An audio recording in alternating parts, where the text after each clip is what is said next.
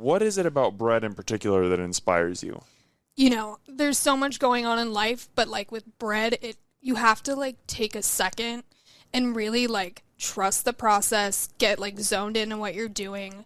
There's so many things that can change the outcome of a loaf of bread. So the humidity, the temperature, anything and everything can change it. So like you really have to like shut everything out and just like deal with the bread.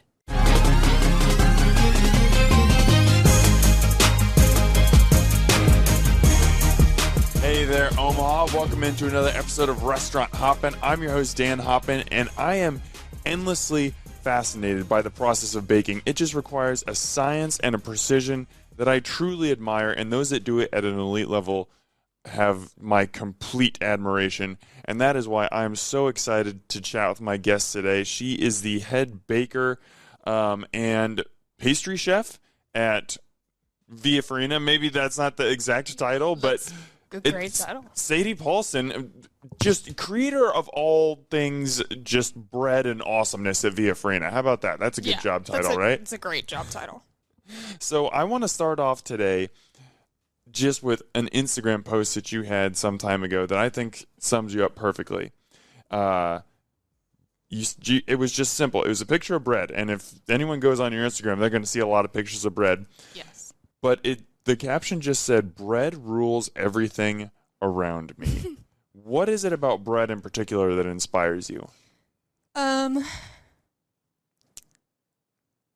It's something that, there's so much going on in life, but like with bread, you have to like take a second and really like trust the process, get like zoned in on what you're doing.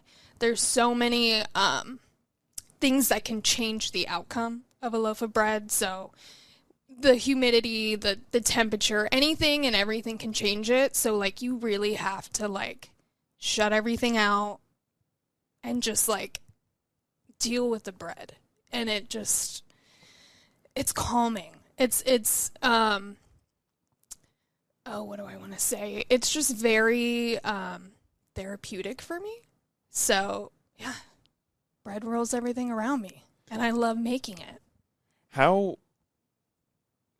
difficult of a lesson was that to learn? Because, we live in a time and in an era and in a country, honestly, where you're expected to be on at all times. There are constantly texts coming in, there's social media, there's emails. All the time you are expected to just be at the ready. And like you're saying, with bread, you got to set other stuff aside. You got to be present in the moment. You can't, have your headspace in 4 or 5 different places. Right. You got to be focusing on that. How did you train yourself to have that patience? It stems back from a really long time. When I got sober 8 years ago, and I needed this outlet to, again, like a therapeutic outlet, and baking became that main focus for me. And it just taught me how to be patient. Like, you can't rush the process because the outcome will be, not what it's supposed to be. It really makes me zone in. And yeah, you can't overthink it. You just have to, trust the process and just, this is what it is. So bread has kind of provided like a stabilizing force in your life almost. Oh, yeah. Yeah. Yeah. Kind of like, you can't get upset. Like, bread is never going to be the same. Every time I make a batch of, sourdough bowls, it's never going to be the same as it was last time. And you kind of just have to, like, adjust around that. There's days where I don't have bread that turns out like I want it to, and that's just a part of it. Just like life, things are always going to happen, and you just kind of have to, like, dodge the punches and, get up and recover and, figure out, okay, this is what we need to do, whatever. So,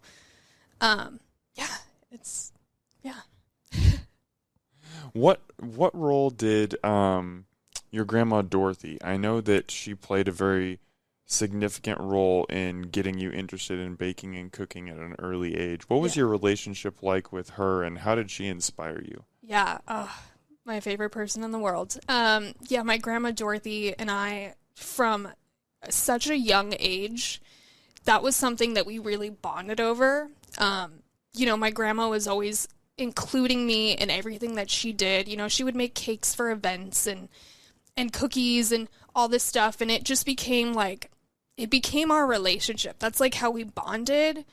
And yeah, oh my gosh, this just takes me back. Yeah, like just every single day we were in a kitchen baking together. Really? Every single day. I mean, my class of 12 people in my small hometown really reaped the benefits of it because I would constantly be like, hey, can we make cupcakes for school? Like, bring my class. Yeah, it was just, she really shaped that part of me, and it was, it was that loving relationship with her that, like, also after I had gotten sober, I was like, okay, I need to, like, rethink my life and what I'm doing, and that was, like, such a core memory for me that I'm like, I think I want to get back into that. And I did, and it was just, like, I was like, this is it. This is what I want to do. So take me back to that moment. What was that, like, what helped you come to that realization as you're reassessing your life and looking at, I'm making a drastic change. Right. How can my life look different moving forward? What was it about you, or was there like a eureka moment? Like, what happened where you determined baking is the thing? It was definitely something as I got older that I kind of got away from. And, I think I randomly made a batch of cookies one day. I was living in Miami and I was like, I haven't baked in a while. Let me just bake a batch of simple chocolate chip cookies. And it was in that process of baking it, how they came out, that I was like, this is incredible. Like, I wish I could, I don't know, just like a light turned on and I was like, this is what I want to do. I could feel that passion come back. And I was just like, man, I wish everyone could experience this. This, like, eureka moment, like you said. I love everything about it. Just watching you makes me go, this is the type of person I want to buy bread or cookies or whatever you're making from. Like, Yeah. You're like almost going to a different place when you Right. think about and talk about baking, Yeah. which is just really fun to see someone with that passion. Right. Okay, so these cookies come out, and you're in Miami. I don't know what else is going on in your life at this point, but you're like, this is what I want to do. What happens next? So, I mean, it became, all my roommates at the time were just like, they're like, man, you're making something every single day. We're gaining some weight. Like, you need to calm down. And I was like, okay, well, let me continue this process. Let me see where I can go with this. If I want to do this for, a career, I started off trying to apply at some bakeries, and it was unfortunate. You needed to have experience doing it, and I'm just like, I'm been doing it in my house. So I actually had applied at Whole Foods to be their head baker over there, and kind of just went into an interview super confident, not really knowing what I'm doing, and got the job, kind of got to see like the business side of it, and I was like, yeah, this is what I want to do, but I want to do everything to like how I want to do it.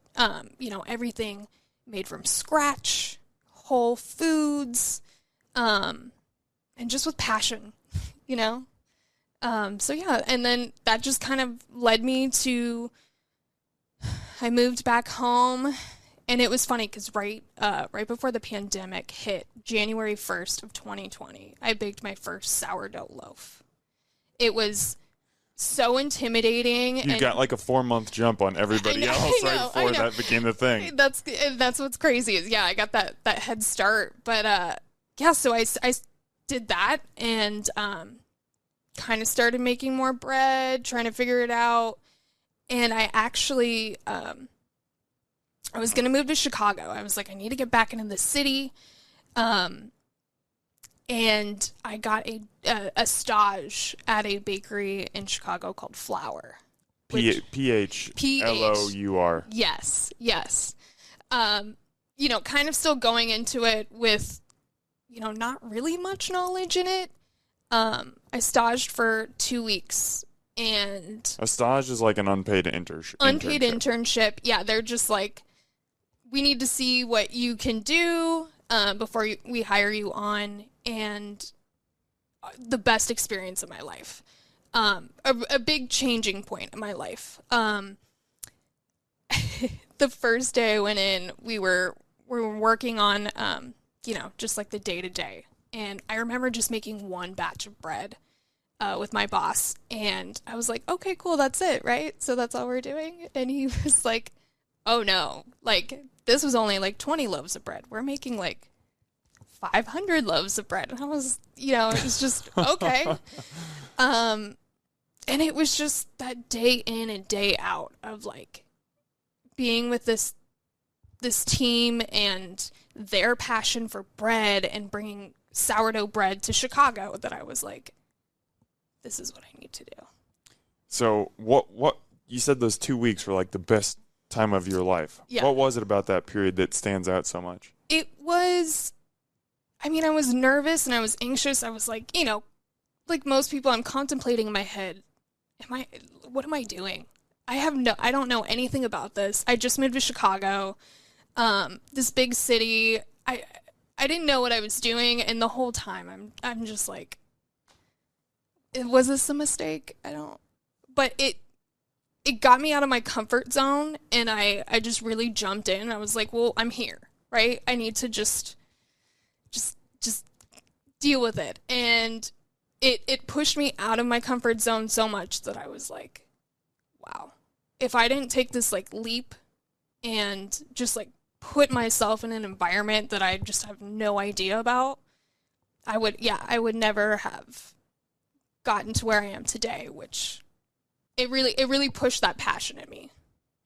Yeah. When did you start feeling like I'm actually getting this? Because it's one thing, you know, if you're baking sourdough bread at home, that's awesome. That is a really, really talented skill set. It's an entirely different thing to bake 1 or 2 loaves versus 500, like you said, to bake them at scale. Right. How did you learn that? When did you start feeling comfortable at the bakery? Probably after the first month. You know, obviously my bread was not looking, you know, beautiful. It was very unique, but just with anything that you're interested in, the more time you put into it, the better you're going to become at it. And I could start to see where like my loaves were, you know, circular, and they were the shape that they needed to be. And, you know, I'm putting them in the oven and they're coming out perfect. And I was just like, this, like, the excitement you get when you pull out a loaf of sourdough bread out of the oven and it is just the exact way that you want it to be is just the most thrilling experience. And I mean, it's just, you know, it's just a loaf of sourdough bread, but it's just incredible. Like all that hard work and time it took to make that one loaf, let alone 500, it's incredible. Yeah. So, I mean, I'm trying to imagine this like from the bakers at Flour. They are, this is a very well-known bakery in Chicago. Like doing my research, I was just like, shoot, I want to go to this place. This place looks awesome. They're very experienced, and they bring on this person who's not from the city. I don't even know how you got in touch with them or how you talked them into a stage. But they bring you on, and you're totally green, no experience working in a bakery like that before. And I'm trying, as I'm hearing this, I'm thinking that's awesome that they did that. But why? And I think I'm understanding the why in just in these 15 minutes that we've been talking. Your passion just like it oozes out of you. It emanates so obviously. I can just almost see you like pulling out that perfect sourdough loaf and just getting so excited. And they're like, yes, this is a person that we want to be a part of this team. Right. I mean, I will say, yeah, they definitely were, I wouldn't say skeptical, but, you know, let's stage, we'll see. And any time I jump into a situation that I've never been in, you know, with baking or whatever, I always bring up my childhood and how I was raised, which I think when I talk about that, people are like, okay, yes. You know, I was raised in a small town in northeast Nebraska on a farm. I'm a farmer's daughter. And from day one, my dad always instilled in me and my siblings that, like, you work hard, you'll get rewarded. You know, work ethic is in my blood, and passion, you know, mix that with the passion of baking. I'm like, I can do anything. I can do anything. Nothing is going to be ever too much of a challenge that I can't do it. Yeah, my dad did a really, really, really great job of raising me and my siblings, and just you're not going to know if you don't try. Mm-hmm. So yeah, I went into flour and I was like, look, I don't have, you know, a whole resume of experience, but I can work hard and I can learn on the spot. And they were just like, okay, all right, let's try this out. Give this a try. Right. How long did you end up staying there? I was there for 2.5 years. So a decent amount of time. What do you think was the most, as you look at your career now, what was the most important thing you learned there? Man, the most important thing would probably be to, again, work ethic. Just like working hard, putting effort into something, and being passionate about something, that'll get you really far in anything that you want to succeed at. And, you know, they trusted me, and, you know, we did a lot of stuff at Flour that the scale of it, you know, to an average person would just be like, okay, you made some bread, but it's like, we were doing awesome stuff. We were making bread for, you know, the whole city of Chicago, which I think is just such an awesome experience in itself. Mm-hmm. Yeah. Now, I became aware of you and your career when you started working at Lola's here in Omaha, which I'm a huge fan of. I think their bread is on the level of just about anybody in the city. How did you get from Flour to Omaha? So, my partner Jeffrey and I, we decided we wanted to move back to Omaha, and that was the first thing that I looked at. I'm like, who is making sourdough bread in Omaha? And I came across Lola's and saw some photos, and I was like, this is the place. This is the place I'm going to start. And yeah, it was great. It was great. What did this, I know, like, what I love about Lola's is it is such a simple restaurant. Like, you look at the things on their menu, and it's like 3-4 ingredients in between bread. That's a sandwich. They're not throwing a bunch of different mayos and here's 15 vegetables and all kinds of, you know, crazy stuff on there. Nothing against places that do that. Right. But Lola's is all about, let's take really good ingredients, keep things simple, and let those ingredients shine. And I imagine that extends to the baking program as well. What did working there teach you about simplicity? That like you said, that a few ingredients can make something incredible, and you don't need a bunch of extra stuff to make something delicious and beautiful. And I learned a lot at Lola's too with that, the simplicity, and I've taken that with me on my journey of, yeah, you know, it just a couple of simple ingredients and you can make something incredible, which is like sourdough bread. It's flour, water, and salt. Mm-hmm. Now, where did the opportunity to join Via Farina, where'd that come from? You know, John had reached out to me and was like, this is John Ray, the owner of Via Farina. Yes, love John. He reached out to me and was, you know, asking if I wanted to learn more and get some more experience. And, you know, I didn't know much about John at the time, and I was like, you know, what do I have to lose? I do want to constantly learn and grow in this career. And, you know, I went over to Via, and it's been the greatest experience in my journey. Yeah. So, I mean, you said when you came back to Omaha, your like number one priority, you're like, who's doing sourdough? Right. I need to find that bakery and go there.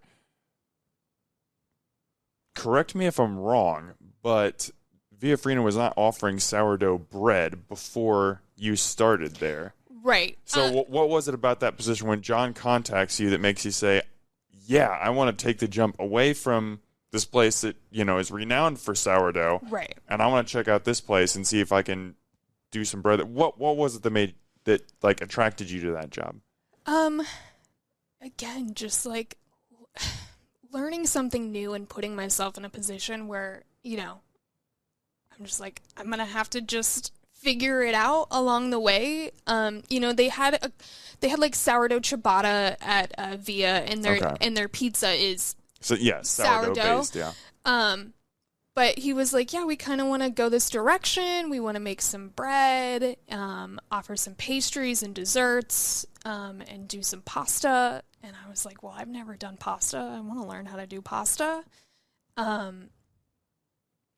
And yeah, I just took that leap and was like, okay, well, we'll figure it out.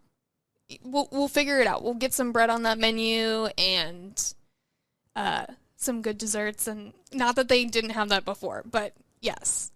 Just up the game a little bit. Up the game a little bit. So tell me about sourdough pasta, because that's something that John mentioned kind of offhand about a month ago when I was talking with him, and during conversation, I didn't get a chance to follow up with him on it, but then I was thinking about it later, and I was like, I don't know if I've heard about sourdough pasta before. Yeah. Take me into that. What properties does sourdough pasta have? Like, wherever you want to take that. I just want to know about sourdough pasta. Sourdough pasta. Yeah, I mean, it's just as simple as adding some starter to your pasta dough. And, you know, we kind of tried it out one day randomly, and we made a dish, which you can get at Via. It's our sourdough tagliatelle. And we, just some butter and some cheese. And we were all just in the kitchen like, what did we just stumble upon? This is incredible. Like, everyone needs to eat this. Yeah, I mean, sourdough can really take you into some crazy places, and yeah, it's not heard of, I feel like, that much, sourdough pasta, but it should definitely be on your list to try. What does introducing sourdough to that equation, like, how does it change the consistency, flavor? What does it do? It just, it's a great question. Sourdough just really gives it this naturally leavened consistency. Yeah, the flavor is incredible, and always the benefits of sourdough and the gut properties that it offers and all of that. But yeah, it just once you eat it, you'll understand. Yeah. About having me making reservations right now. I've seen that dish on the menu. Yeah. And I'm just like, ugh. Incredible. And I love what you say about like the gut properties, because I feel that when I eat sourdough pizza, like whether it's Via Farina, Dolomiti, Lyle's, there are several places that do sourdough pizza, and like I can crush an entire one of those personal pizzas and feel like I can go for a run afterwards. And, you eat like 2 slices of like Domino's crap or something, and you feel like you're not going to move for 3 days. Right. So, yeah, it definitely helps that digestion. And, yeah, you don't feel so heavy and not sick, but, just weighed down. Bloated. Yes. Yeah. So Via Farina has 2 locations, Yes. One downtown that's been around for several years, and then one that just opened 4 or 5 months ago, maybe not even that long, at Regency Landing. Yep. And you walk in either one of those, and one of the first things that you are going to see is that giant red wood-fired oven. Yes. I don't know how much you get to play around with that personally, but I'm assuming you've done some experimenting. You've gotten a chance to work with that.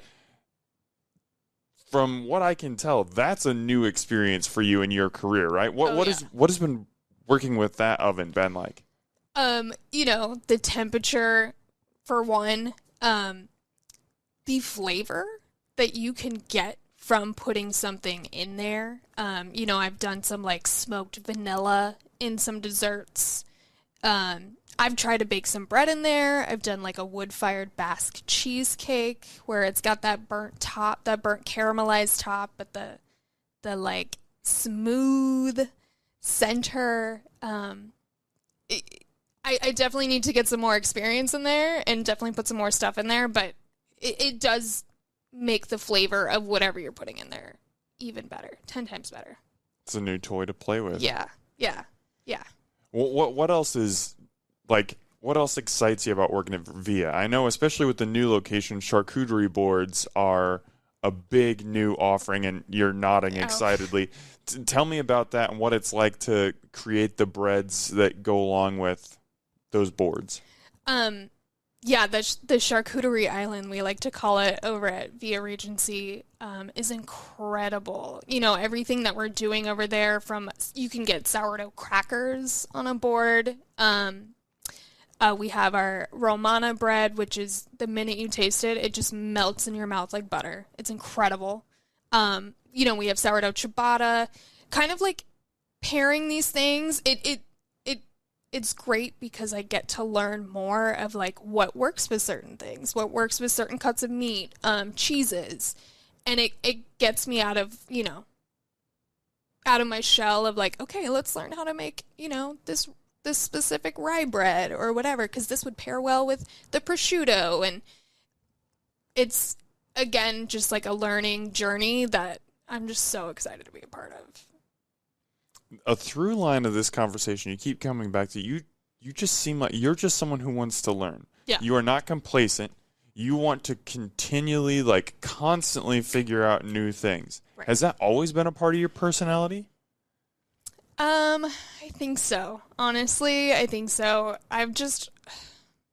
If I'm doing the same thing over and over, I get bored. I get really bored. And I've learned in my journey in life that to put yourself in an uncomfortable position, that it pushes you up. Like it gives you a boost of confidence that I feel like you just can't get anywhere else unless you put yourself in an uncomfortable position. And same thing with like baking. And John can come to me with an idea and I can be like, I've never made that before, but let's do it. Let's try it. You can only try, right? How do you know if you don't try? What's an example of that? A great example would be doing our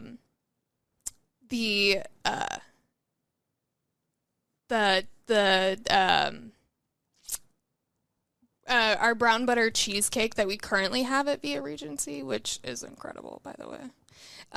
You're doing a really good job of selling it. Like, anyone who's listening to this right now is just like, when am I going to Via? Right. So I've never made cheesecake. I had talked about wood fire Basque cheesecake, and the time I did that was the first time that I had ever made it. But yeah, cheesecake was never really something that I made, and now I want to make it all the time. So yeah, we were talking about dessert menu and, what I wanted to bring to the table, which is, I will talk up John all day. He's definitely given me opportunities to like, what do you want to do? I'm like, well, what do you think about this? And he's like, what do you think about it? So it's definitely pushed me to kind of like learn things that I don't know. I didn't go to culinary school. I don't have that background. It's just kind of feel like making this today. Let's try it out. And yeah, so brown butter cheesecake at Via in Regency. Definitely want to get on that.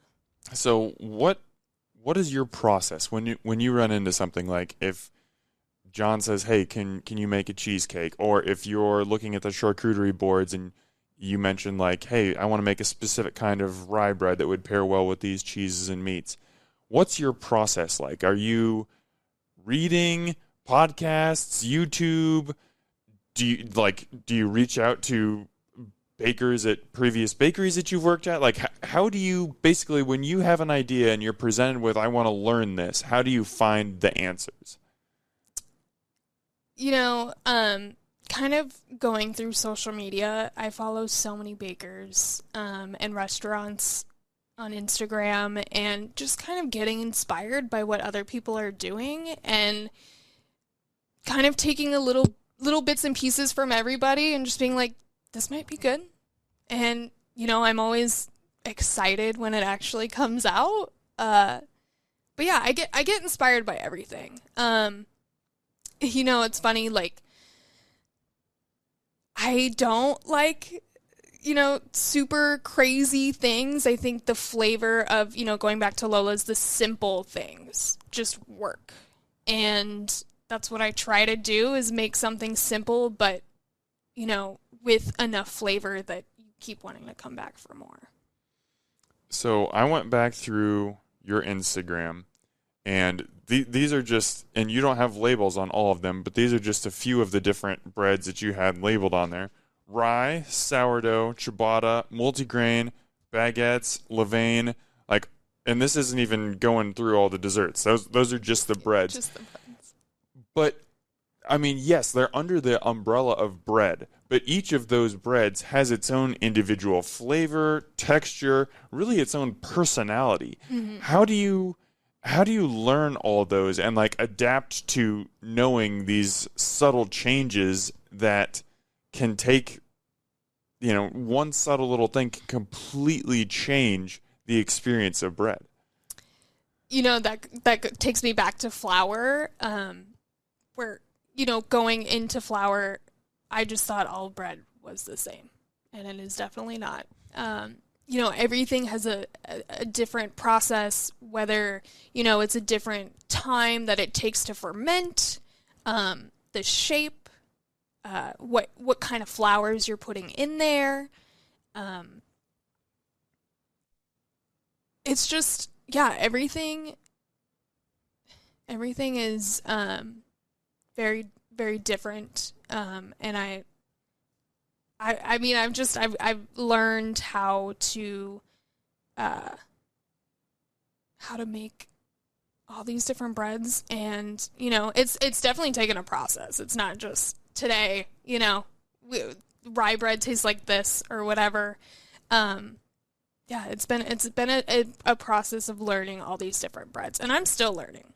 I'm not like, I know everything about bread, I'm every day it's, wow, this bread tastes like this. Yeah. Well, I think I might know, like, maybe that is why you're so attracted to baking, because there is no learning baking. Right. There's no mastery of it. There's no mastery of bread, because like you said, there's so many elements that influence it. Not even, we could talk about each individual type of bread, but also the climate that you're in, right, the weather outside, the oven that you're cooking with. Like the ovens at the two locations of Via Farina, even if they're the same model, probably bake slightly, right, if not very differently. Like, there's no mastering all that. It's like you said at the beginning, like, you will never make the same sourdough loaf twice. Right. And I think maybe that's what attracts you to it so much, and that you talk about you want to learn all the time.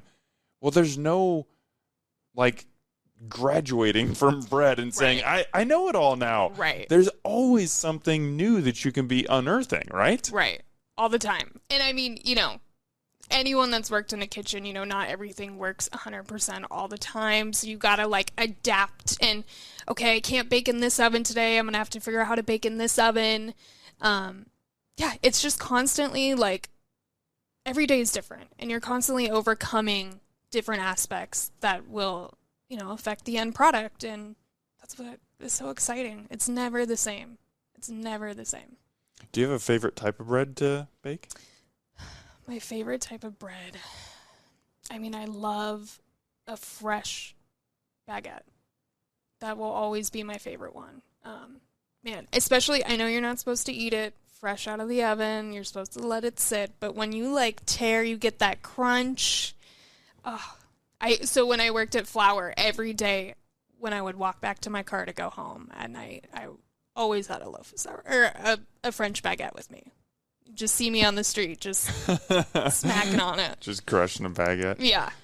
And what's like your white whale bread right now? What are you working on where you're just like, I want to get that one so bad, and maybe you're not quite there yet, but you're making your steps. You're working forward on it. Right. So I'm currently kind of working on a Japanese shokupan. I love making it. I don't even know what that is. It is, but I want to see a picture of it now. the most incredible milk bread that you will ever have. It is. Oh my gosh! It looks gorgeous. It's incredible. So soft and just lighter than air. If I could make a pillow out of it, I would. Yeah, I would take a nap on this. Yes. Yeah. Perfect brioche. Kind of like brioche, just soft. You can use it for French toast, sandwiches, anything and everything. I like to definitely experiment with that. I'm currently trying to figure out how to add other things to it, making it like a cinnamon swirl Japanese shokupan or whatever. It's definitely my white whale of a bread that I'm learning on. You just segued? That's the word I wanted. You just segued perfectly into something else I wanted to talk about, and that's incorporating flavors into bread. And we talked earlier about the importance of keeping it simple. And yes, there is something just absolutely beautiful about tearing into just that plain French baguette, or just taking a sourdough loaf and just smelling it. But it's also fun to play around and see different flavors that can be put into it. One that you had on your Instagram that had me about drooling, you had a chocolate hazelnut focaccia, and I was just like, I want that right now. Yeah. What is that process like for you? How do you experiment with other flavors and bring them into bread as well? Yeah, so kind of just going with it. I'll be like, I want garlic rosemary bread, and it's just again, trial and error and throwing it in there and hoping it comes out. And I mean, it's incredible either way. Do you probably don't, but do you have any idea who Joe Sasto is? Does that name ring a bell? Yes. He's a really well-known, mostly internet chef. He's on Food Network sometimes, but he's been on Top Chef a couple times. He's mostly known for his pasta, his love of pasta. Right. But he's one of my favorite chefs, and he has this recurring thing that he does on Instagram. Probably once a week, he bakes focaccia, and he stuffs it with something different, and he says, "Will it focaccia?" And he'll do everything from simple raspberry puree or something to he's putting funfetti in there. He during Christmas he made a candy cane focaccia and everything, just wild stuff. And so many times, he'll put up a poll that with will it focaccia, and people say yes or no. And so many times when he brings up an idea, I'm like, dude, that's not gonna work. And then almost always when he shows the final product, I'm like, yeah, I'd smash that right now. Oh yeah. Is there any bounds to what we can put in bread, or is it just kind of a blank canvas? I feel like bread is a perfect blank canvas for whatever you want to make. And yes, his posts on the Will It Focaccia are what I look forward to the most when I open my Instagram. He's done a cinnamon roll one. I think he did a carrot cake one that I was like, carrot cake focaccia. That's something that I need to make. But yeah, I think bread is a really good blank canvas for whatever you want to create, which again is why I find it so exciting and I'm so passionate about it, because while it's never the same, you can do so much with it. So much with it. Okay, so we've talked a lot about bread. Yes. But that's not the only thing that you bake. Obviously, Yeah. You're in charge of the pastry program at Via Farina as well. And again, just going back through your Instagram, macarons, marshmallows, tarts, chocolate knots, croissants, pies, morning buds, danishes, brownies, shortbread, rubios, which I don't even know what those were until I saw them, cakes, pretzels. I mean, you have run the gamut of things that get put in the oven and come out the other side. Yeah. Do you have a favorite? Like, is there anything sweet that, like, really draws your attention? I mean, honestly, I was asked this the other day, what my favorite dessert is, and it is a really good cinnamon roll. A really good cinnamon roll. Just, it's something so simple, but that, like, if you can get the outside of that roll to be soft and not hard and kind of dry, like, oh, my favorite thing. It's like, it's something bringing back my grandma, where that's what we made we'd get our cinnamon rolls ready Saturday night for Sunday morning bake. It's just, yeah, it makes me relive my childhood every time I eat it, and I love it so much. What is the difference between bread baking and sweet baking, like desserts? What's the main difference? The process, while you have sourdough bread, that usually takes a solid 24 hours from the time you mix it to the time you bake it. With desserts, depending on what you're making, it's maybe a little more complex process, but yeah, it's a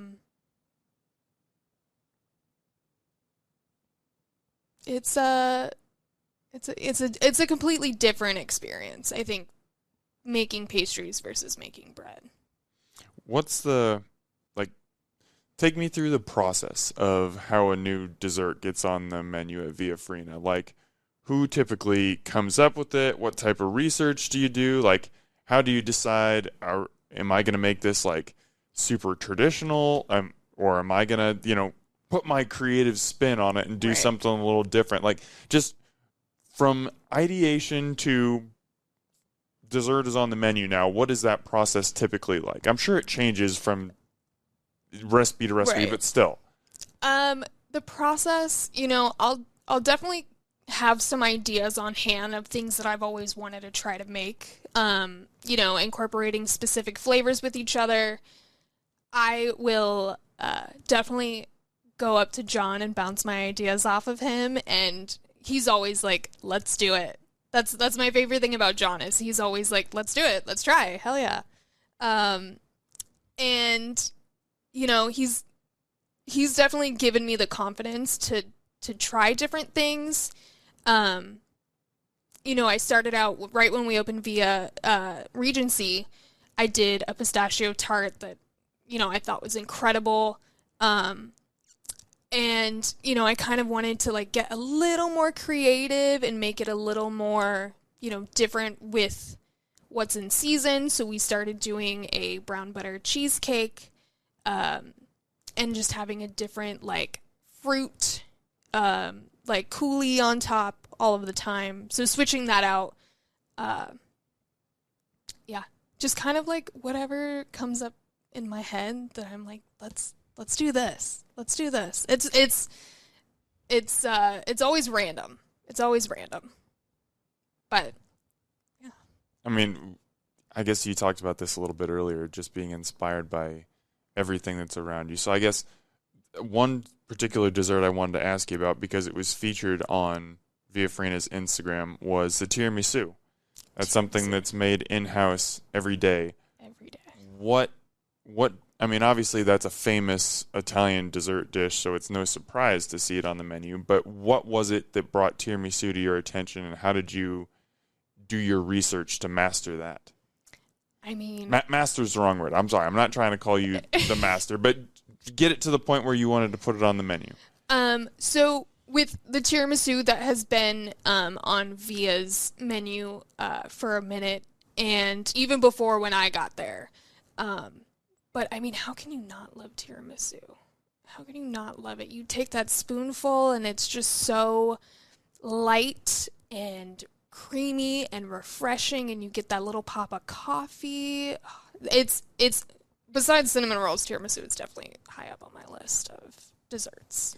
Just from talking with you, it doesn't seem like there's a lot that you don't like. You are just very passionate about food, which I am totally here for. That might describe me as well. How do you split your time between the two locations? I definitely have to kind of lesson plan my week like a teacher would teaching students. Kind of dedicating desserts and bread to, for the specials for each week for both locations. I literally have this like notebook of ideas that I have, and I will, be like, let's try this out this week here, and we'll try this out here at this location. And yeah, just kind of, I also come into work very like, okay, this is what I need to get done. How am I gonna, make time for specific things? And, just get it, definitely having a checklist so I don't forget things. Otherwise it'll come down in the day and I'm like, oh no, what am I doing? But yeah.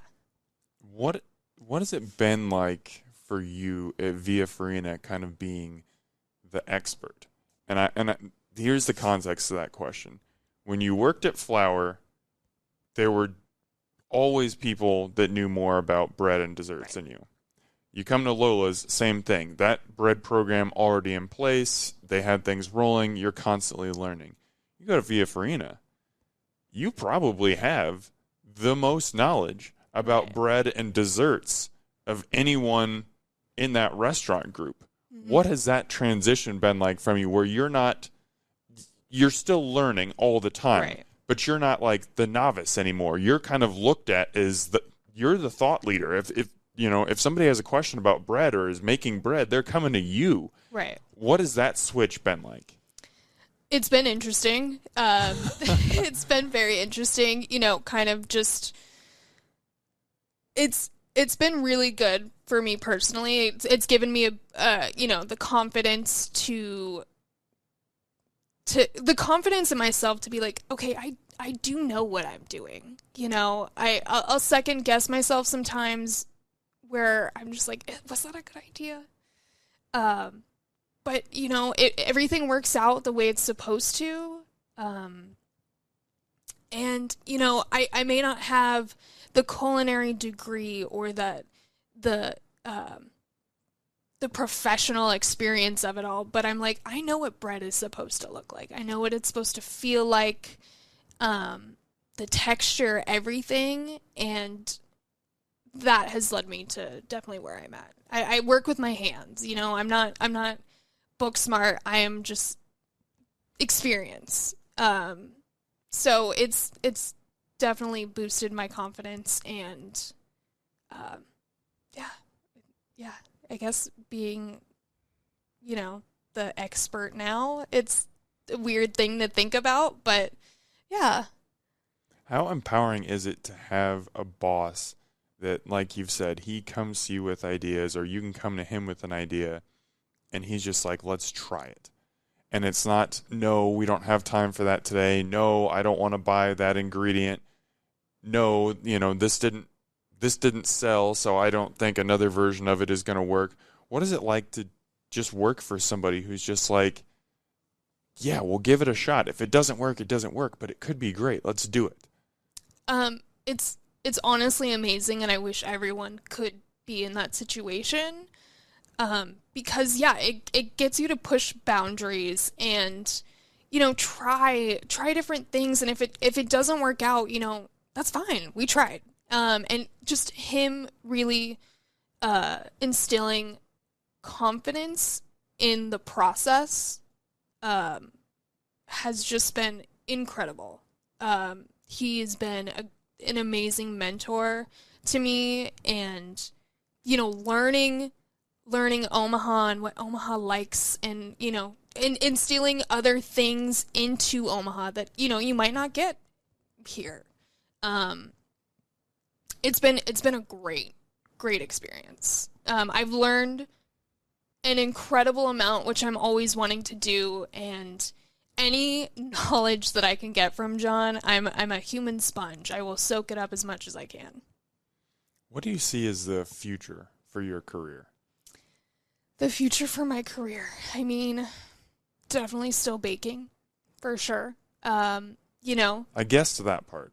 Yeah. I don't see baking leaving your life anytime soon. Baking will always be a part of my life. You know, just still learning and growing, and, you know, maybe someday, you know, I'll have a bakery or something like that. But for right now, I'm just enjoying this process and just enjoying all these new things that are coming at me that, you know, I'm adapting to, and just excited for more all the time. So I don't know where it's going to lead me, but you'll definitely keep seeing me around here. I have no doubt about that. Your confidence, your passion, and honestly, I mean, eating your stuff. I know you have a lot of talent, and you're only going to keep rising. Before I get you out of here, I got 2 more questions that I like to ask just about everybody who comes on the podcast. Okay. I'm going to shift them a little bit into baking, but it's still, the concept's the same.